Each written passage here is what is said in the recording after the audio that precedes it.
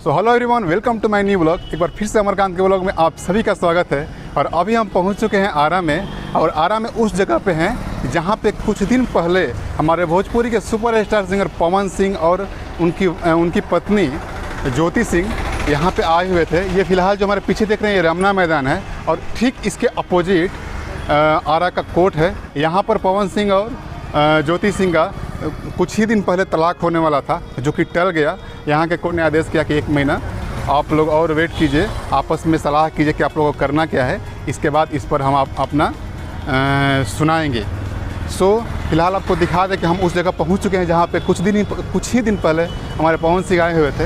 ये पटना का कोर्ट है, आगे लिखा है व्यवहार न्यायालय आरा भोजपुर, और इधर थोड़ा सा हम आगे बढ़ेंगे तो जैसा आप देख रहे हैं यहाँ पर लिखा हुआ है न्यायमूर्ति सर ज्वाला प्रसाद स्मृति द्वार।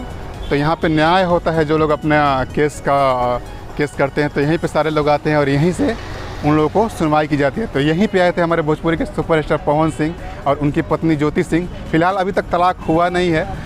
कोर्ट का जज का आदेश है कि 1 महीने और उनको समय दिया जाए, उनको सोचने समझने के लिए।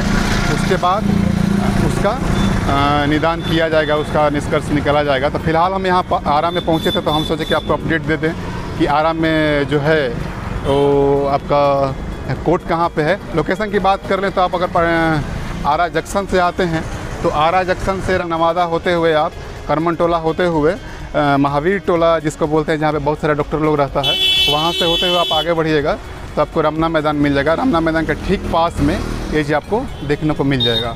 तो फिलहाल हम यहाँ पे थे तो आपको अपडेट देना ज़रूरी था, ताकि आप भी जानें कि हम कहाँ पे खड़े हैं। तो आरा में आए तो इस चीज़ को आपको अपडेट कर दिए। आगे भी हम बहुत कुछ शूट करने वाले, वीडियो में कंटिन्यू बने रहिएगा।